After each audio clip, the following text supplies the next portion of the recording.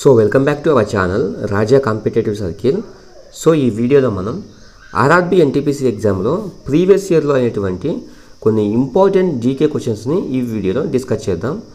So ఈ యొక్క పీడిఎఫ్ని మన రాజా కాంపిటేటివ్ సర్కిల్ టెలిగ్రామ్ ఛానల్లో పోస్ట్ చేయడం జరుగుతుంది. సో మన రాజా కాంపిటేటివ్ సర్కిల్ టెలిగ్రామ్ ఛానల్లో డైలీ ఇలాంటి ప్రీవియస్ ఇయర్లో అయినటువంటి ఇంపార్టెంట్ టాపిక్స్ని, అదేవిధంగా డైలీ కరెంట్ అఫైర్స్ని, ఇంపార్టెంట్ క్విజెస్ని, పీడిఎఫ్స్ని కూడా ప్రొవైడ్ చేయడం జరుగుతుంది అన్నమాట. సో ఇంట్రెస్ట్ ఉన్న వాళ్ళు మన రాజా కాంపిటేటివ్ సైకిల్ టెలిగ్రామ్ ఛానల్లో జాయిన్ కండి. ఆ టెలిగ్రామ్ ఛానల్ యొక్క లింకును ఈ వీడియో యొక్క డిస్క్రిప్షన్లో ఇస్తాను. సో మనం మొదటగా చూసుకుంటే కదా, శ్రీగుప్తుని వారసుడు ఎవరు? శ్రీగుప్తుని వారసుడు ఎవరంటే ఘటోత్కచుడు అనమాట. సో మనకు గుప్తా వంశం ఉంది కదా, గుప్తా డైనాసిటీ. సో ఈ గుప్తా వంశం యొక్క స్థాపకుడు ఎవరంటే శ్రీగుప్తుడు అనమాట. నెక్స్ట్ వన్, చార్లెస్ వన్ని ఎప్పుడు ఉరి తీశారు? చార్లెస్ వన్ని ఎప్పుడు ఉరి తీశారంటే 1649వ సంవత్సరంలో చార్లెస్ వన్ని ఉరి తీశారనమాట. నెక్స్ట్ వన్, భారతదేశంలో రెపో రేటును ఎవరు నిర్ణయిస్తారు? సో భారతదేశంలో రెపో రేటును ఎవరు నిర్ణయిస్తారంటే మనకు రిజర్వ్ బ్యాంక్ ఆఫ్ ఇండియా మనకు ఈ రెపో రేటును నిర్ణయిస్తుంది అనమాట. సో మన ఆర్బీఐ యొక్క గవర్నర్ ఎవరో కామెంట్ సెక్షన్లో కామెంట్ చేయండి. అదేవిధంగా మనకు ఇటీవల విడుదల చేసిన భారతదేశం యొక్క రెపో రేటును మనకు ఇటీవల reserve bank of India reserve చేసింది కదా మనకు ఎంత పర్సెంటేజ్ అని. సో ఆ పర్సెంటేజ్ని కూడా కామెంట్ రూపంలో కామెంట్ చేయండి. నెక్స్ట్ వన్, వృక్షశాస్త్ర పితామహుడు ఎవరు? సో వృక్షశాస్త్ర పితామహుడు ఎవరు అంటే థియోఫ్రాస్టస్ అనమాట. సో మనకి శాస్త్రాలు వాటికి సంబంధించిన పితామహుల గురించి కూడా డెఫినెట్గా 1 క్వశ్చన్స్ వచ్చే అవకాశం ఉందన్నమాట మనకు ఈ ఆర్ఆర్బీ ఎన్టీపీసీ ఎగ్జామ్లో. సో ఎట్లా అంటే వృక్షశాస్త్ర పితామహుడు ఎవరంటే థియోఫ్రాస్టస్, అదేవిధంగా జంతుశాస్త్ర పితామహుడు ఎవరంటే అరిస్టాటిల్. సో ఇట్లా వర్గీకరణ శాస్త్రం యొక్క పితామహుడు ఎవరు? మనకు ఇట్లా రక్త వర్గాల శాస్త్ర పితామహుడు ఎవరు? ఇట్లా అన్నీ మనకు ఉన్నాయన్నమాట. అదేవిధంగా మనకు వ్యాక్సిన్ యొక్క పితామహుడు ఎవరు? సో ఇట్లా ఉన్నాయి కదా. ఈ విధంగా మనము ఈ శాస్త్రాలు వాటికి సంబంధించిన పితామహుల గురించి కూడా క్లారిటీగా చదువుకోవాలన్నమాట ఈ ఆర్ఆర్బీ ఎన్టీపీసీ ఎగ్జామ్లో. నెక్స్ట్ వన్, ఏ క్షీరదం అతి పెద్ద కళ్ళు కలిగి ఉంది? ఏ క్షీరదం అతి పెద్ద కళ్ళు కలిగి ఉందంటే మనకు జింక అన్నమాట. నెక్స్ట్ వన్, సో మనకు క్షీరదం అంటే తెలుసు కదా మీ అందరికీ, పాలిచ్చి పెంచి జంతువులను క్షీరదం అంటారు, మమ్మాల్స్ అంటాం కదా. సో అట్లా ప్రపంచంలోనే అతిపెద్ద చమురు నిల్వలు ఎక్కడ ఉన్నాయి? సో ప్రపంచంలోనే అతిపెద్ద చమురు నిల్వలు ఏ దేశంలో ఉన్నాయంటే మనకు సౌదీ అరేబియాలో అనమాట. నెక్స్ట్ వన్, మహాభారతం యొక్క మొదటి పేరు ఏమిటి? సో మహాభారతం యొక్క మొదటి పేరు ఏమిటి అంటే జయ సంహిత అనమాట. సో ఇక్కడ కొంచెం టైపింగ్ మిస్టేక్ ఉంది, జై సంహిత అని ఉంది, కానీ ఆన్సర్ వచ్చేసి జయ సంహిత అనమాట. సో మహాభారతంలో మొత్తంగా 18 పర్వాలు ఉంటాయి కదా. సో ఈ విషయం మీ అందరికీ తెలిసే ఉంటుంది. సో ఈ 18 పర్వాలను ఏ కవులు ఎన్ని పర్వాలు రాశారో కామెంట్ రూపంలో కామెంట్ చేయండి. Next one, Anglo Mohammedan oriental కళాశాల స్థాపనకు ఎవరు బాధ్యత వహించారు? ఆంగ్లో మహమ్మదన్ ఓరియంటల్ కళాశాల స్థాపనకు ఎవరు బాధ్యత వహించారంటే సర్ సయ్యద్ అహ్మద్ ఖాన్ అన్నమాట. సో సర్ సయ్యద్ అహ్మద్ ఖాన్ నీటి లోపల గాలిబుడగా ఎలా ప్రవర్తిస్తుంది? సో నీటి లోపల గాలిబుడగా ఎలా ప్రవర్తిస్తుందంటే ఒక కాన్కేవ్ లెన్స్ ద్వారా అదేవిధంగా మనకు ఇట్లా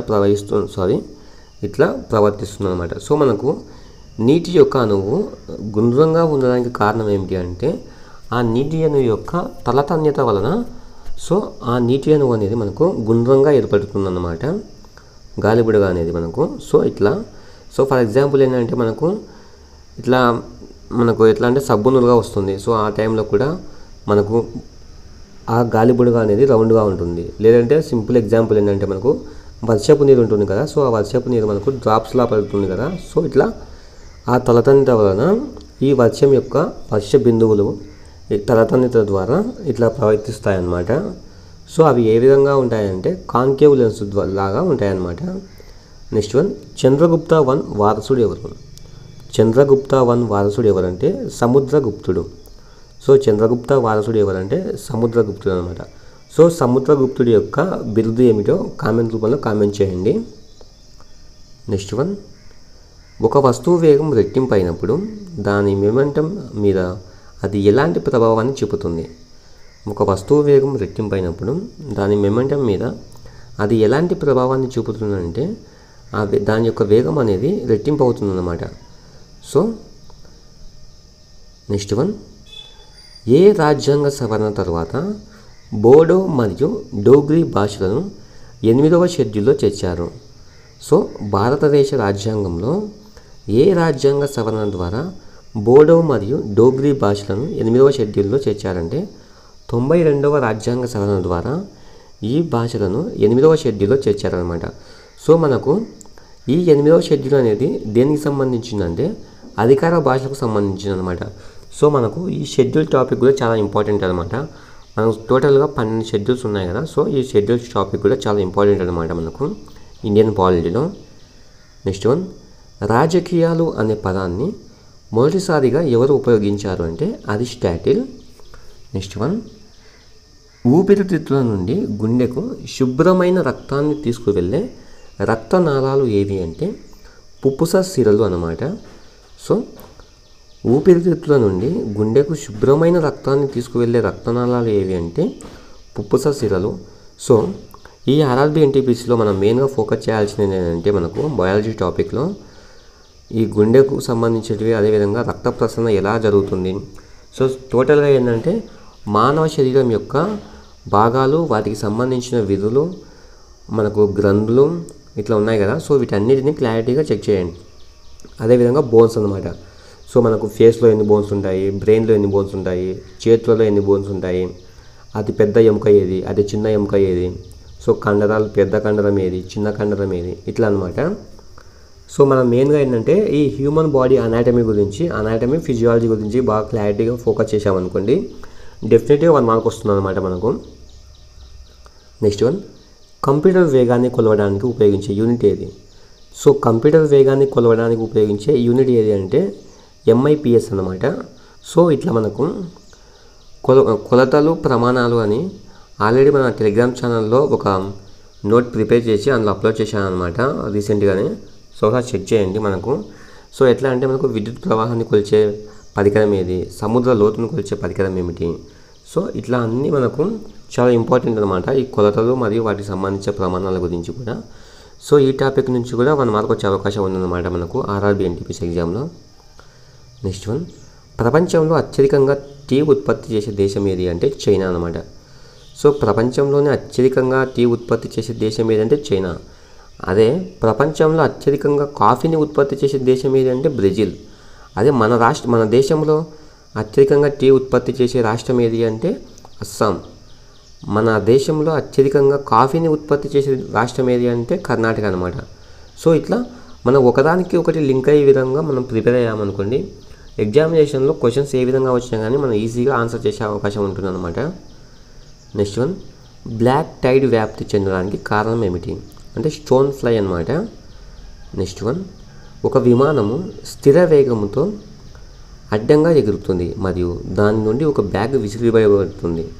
సో గాలి నిరోధకతను పట్టించుకోకుండా బ్యాగ్ నేలపై పడిపోయినప్పుడు విమానం ఎక్కడ ఉంటుందంటే ఆ బ్యాగ్ కన్నా కొంచెం ముందుకు వెళ్తుంది అన్నమాట విమానం అనేది.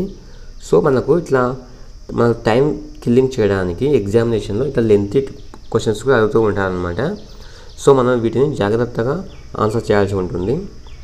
నెక్స్ట్ వన్, పర్యావరణ సమస్యలను పరిష్కరించడం ద్వారా ప్రపంచాన్ని రక్షించడమే లక్ష్యంగా ఉన్న అంతర్జాతీయ ఉద్యమం ఏది? సో పర్యావరణ సమస్యలను పరిష్కరించడం ద్వారా ప్రపంచాన్ని రక్షించడమే లక్ష్యంగా ఉన్న అంతర్జాతీయ ఉద్యమం ఏదంటే గ్రీన్ పీస్ ఉద్యమం అన్నమాట. సో మనకు మెయిన్గా ఏంటంటే ఈ పర్యావరణ ఉద్యమాలు ఉన్నాయి కదా, పర్యావరణ ఉద్యమాలు, సామాజిక ఉద్యమాలు, రైతు ఉద్యమాలు, ఇట్లా ఇవల్ల ఉన్నాయి కదా మనకు మూమెంట్స్ అనేది. సో వీటి గురించి కూడా మనకు ఒక క్వశ్చన్ వచ్చే అవకాశం ఉందన్నమాట. సో మనకు ఈ పర్యావరణ ఉద్యమాలు ఉన్నాయి కదా మనకు, ఫర్ ఎగ్జాంపుల్ మన ఇండియాలో అనుకోండి సైలెంట్ వ్యాలీ, చిప్కో ఉద్యమం, బిష్నోయి ఉద్యమం, నర్మదా బచావో ఇట్లా ఉన్నాయి కదా. సో అవి ఏ రాష్ట్రంలో ప్రారంభించారు, వాటిని ప్రారంభించిన వ్యక్తులు ఎవరు, వాటి వల్ల జరిగినటువంటి పరిణామాలు ఏంటి, ఇవన్నీ కూడా ఇంపార్టెంట్ అనమాట మనకి. అదే మనకు వరల్డ్లో చూసుకుంటే ఓజోన్ పొర సంరక్షణ గురించి మాంట్రియల్ ప్రోటోకాల్, క్యోటో ప్రోటోకాల్ ఇట్లా ఇవల్ల జరిగాయి కదా మనకు. సో సో ఫర్ ఎగ్జాంపుల్ ఏంటంటే మాంట్రియల్ ప్రోటోకాల్. సో ఈ మాంట్రియల్ ప్రోటోకాల్ ఎప్పుడు జరిగింది మనకి 1987. సో 1987 సెప్టెంబర్ 16న మనకు ఈ మాంట్రియల్లో 197 దేశాలు సంతకాలు చేశాయన్నమాట ఈ మాంట్రియల్ ప్రోటోకాల్ ఒప్పందం ద్వారా. సో అందుకే మనకు సెప్టెంబర్ 16వ తేదీన ఓజోన్ దినోత్సవం జరుపుకుంటామన్నమాట. సో ఓజోన్ డే అని ఎప్పుడు జరుపుకుంటామంటే సెప్టెంబర్ 16వ తేదీన మనకు ఓజోన్ డే అనేది జరుపుకుంటామన్నమాట.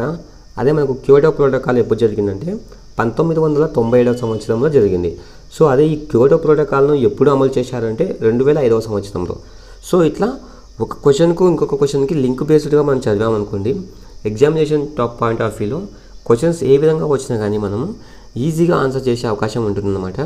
సో మన రాజా కాంపిటేటివ్ సైకిల్ టెలిగ్రామ్ ఛానల్లో మీరు జాయిన్ అయ్యారనుకోండి, సో ఇట్లాంటి ట్రిక్స్ని కూడా అందులో చెప్పడం జరుగుతుందన్నమాట. ఒకసారి జాయిన్ కండి. అదేవిధంగా ఇంకా మన ఛానల్ని ఎవరైనా సబ్స్క్రైబ్ చేసుకోకుండా అయినా ఇప్పుడే మన ఛానల్ని సబ్స్క్రైబ్ చేయండి. ఈ వీడియోకి ఒక చిన్న లైక్ చేయండి. నెక్స్ట్ వన్, శాండర్స్ను ఎవరు చంపారంటే భగత్ సింగ్ అనమాట. సో మనకు శాండర్స్ని చంపిన వారు ఎవరంటే భగత్ సింగ్ అనమాట. సో నెక్స్ట్ వన్, భాషా ప్రాతిపదికన రాష్ట్రాలను ఎప్పుడు పునర్వ్యవస్థీకరించారంటే 1952వ సంవత్సరంలో ఈ భాషా ప్రాతిపదికన రాష్ట్రాలను ఏర్పాటు చేశారనమాట. సో మనకు ఈ భాషా ప్రాతిపదికన ఏర్పడిన తొలి రాష్ట్రం ఏదంటే ఆంధ్రప్రదేశ్ అనమాట. సో గుర్తుపెట్టుకోండి, ఇది చాలా ఇంపార్టెంట్ అనమాట మనకు. నెక్స్ట్ వన్, సున్నం రసాయన నామం ఏమిటి అంటే కాల్షియం ఆక్సైడ్. నెక్స్ట్ వన్, మొక్కలలో ఆహార నిల్వలను ఉండే పిండి పదార్థాన్ని తయారు చేయడానికి ప్రధానంగా దేన్ని ఉపయోగిస్తారంటే కార్బన్ డైఆక్సైడ్ అండ్ నైట్రోజన్ అనమాట. సో మనకి ఇది కిరణజన్య సంయోగక్రియ ఫోటోసింథసిస్ గురించి మనం క్లారిటీగా నేర్చుకున్నాం అనుకోండి, ఈ క్వశ్చన్ని ఈజీగా సాల్వ్ చేయొచ్చు అనమాట. నెక్స్ట్ వన్, నేమ్ సేక్ పుస్తక రచయిత ఎవరు అంటే జంపా లహరి అనమాట. సో మనకు పుస్తకాలు వాటికి సంబంధించిన రచయితల గురించి కూడా ఎగ్జామినేషన్లో డెఫినెట్గా 1 మార్క్ వచ్చే అవకాశం ఉందన్నమాట.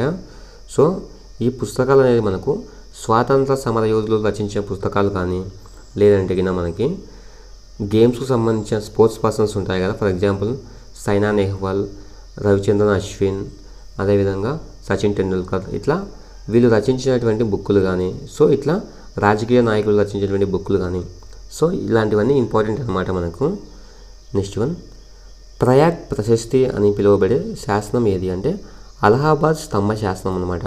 సో ఈ శాసనాలు కూడా మనకు చాలా ఇంపార్టెంట్ అనమాట. ఏ శాసనాన్ని ఎవరు వేశారు, ఏ రాష్ట్రంలో ఉంది ప్రజెంట్ అనేది కూడా చాలా ఇంపార్టెంట్ అనమాట. ఫర్ ఎగ్జాంపుల్ అంటే చాలా ఇంపార్టెంట్ అనమాట మనకు. నెక్స్ట్ వన్, దక్షిణ ధ్రువాన్ని చేరుకున్న మొదటి వ్యక్తి ఎవరు? సో దక్షిణ ధ్రువాన్ని చేరుకున్న మొదటి వ్యక్తి ఎవరు అంటే రోల్డ్ అముండ్సేన్ అనమాట. సో మనకి ప్రపంచంలో మొదటివారు, భారతదేశంలో మొదటివారు. సో ఈ టాపిక్ కూడా చాలా ఇంపార్టెంట్ అనమాట మనకు. సో ఈ టాపిక్ నుంచి కూడా మనకు ఒక క్వశ్చన్ వచ్చే అవకాశం ఉంది ఆర్ఆర్బీ ఎన్టీపీసీ ఎగ్జామ్లో. నెక్స్ట్ వన్, లెనిన్ ఎప్పుడు మరణించాడు? సో లెనిన్ ఎప్పుడు మరణించాడంటే 1924వ సంవత్సరంలో మరణించాడనమాట. నెక్స్ట్ వన్, ఇంగ్లాండ్లో అంతర్యుద్ధం ఎప్పుడు జరిగింది అంటే 1642వ సంవత్సరంలో. సో బెర్నౌలీ సూత్రం దేని పరిరక్షణను పేర్కొంటుందంటే లీనియర్ మొమెంటం అనమాట. సో మనకు ఈ ఫిజిక్స్లో, భౌతిక శాస్త్రంలో మనకు మెయిన్గా సూత్రాలు చాలా ఇంపార్టెంట్ అనమాట. ఫర్ ఎగ్జాంపుల్ న్యూటన్ యొక్క 3 గమన నియమాలు, అదేవిధంగా చార్లెస్ లా, బాయిల్స్ నియమము. సో ఇట్లా ఉన్నాయి కదా మనకు ఈ ఫిజిక్స్ అండ్ కెమిస్ట్రీ 2 దానిలో. సో వీటిలో కూడా మనకు ఎక్కువగా ఈ సూత్రాల గురించి క్వశ్చన్స్ వస్తూ ఉంటాయి అన్నమాట. కిర్చాఫ్ నియమాలు ఇట్లా ఉన్నాయి కదా, సో వీటి గురించి క్వశ్చన్ వచ్చే అవకాశం ఉంది. నెక్స్ట్ వన్, 1857 తిరుగుబాటులో మొదట తనను తాను త్యాగం చేసుకున్నది ఎవరంటే మంగల్ పాండే అనమాట. సో 1857 తిరుగుబాటు అంటే మనకు గుర్తుకొచ్చేది సిపాయిల తిరుగుబాటు కదా. సో ఈ సిపాయిల తిరుగుబాటులో మొదటగా చనిపోయిన వ్యక్తి ఎవరంటే మంగల్ పాండే అనమాట. ఓకే ఫ్రెండ్స్, ఈ వీడియో మీ అందరికీ యూజ్ అయింది అనుకుంటున్నాను. సో మీకు యూజ్ అయిందంటే ఒక చిన్న లైక్ చేసి మన ఛానల్ని సబ్స్క్రైబ్ చేయండి. అందరికీ ఆల్ ది బెస్ట్.